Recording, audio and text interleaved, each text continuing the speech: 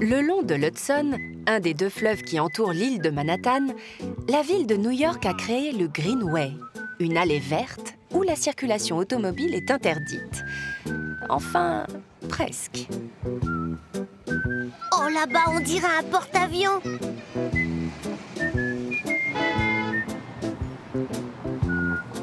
Allons voir ça de plus près. J'ai l'impression qu'on me suit.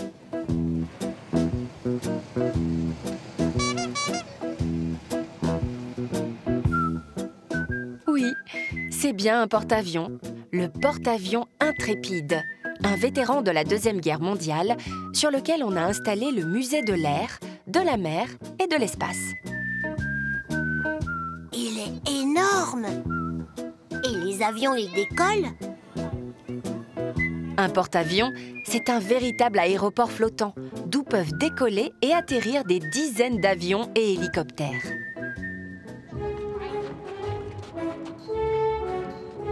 Waouh!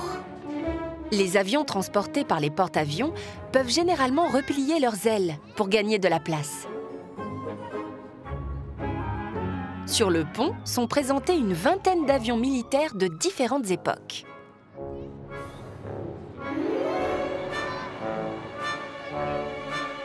Mark Roberts connaît toutes les richesses du musée.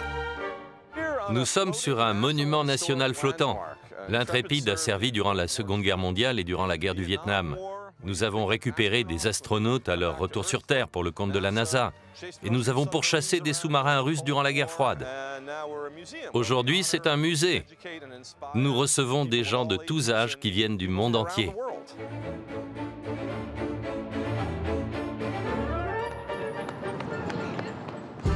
Et là-bas, ce n'est pas un avion militaire, ça. C'est un Concorde. Mais que fait le fameux avion supersonique dans ce musée? Le Concorde et New York City, c'est une longue histoire.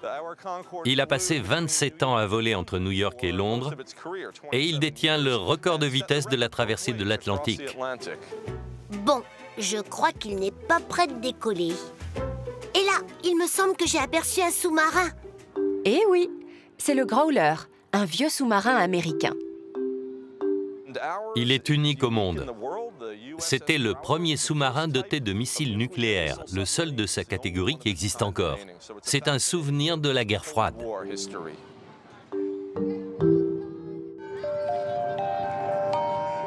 Quel drôle d'avion! Qu'est-ce que c'est? C'est la navette Enterprise, notre navette spatiale. Si tu veux voir la vraie, elle est par là. Les navettes servaient à apporter des objets ou des hommes dans l'espace, puis revenaient sur Terre comme des avions. Nous avons demandé à la NASA que notre musée soit le second après le Centre spatial Kennedy à présenter une navette spatiale.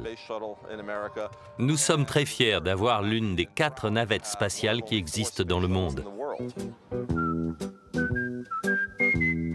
Le porte-avions et ses machines volantes racontent leurs aventures en plein cœur de New York.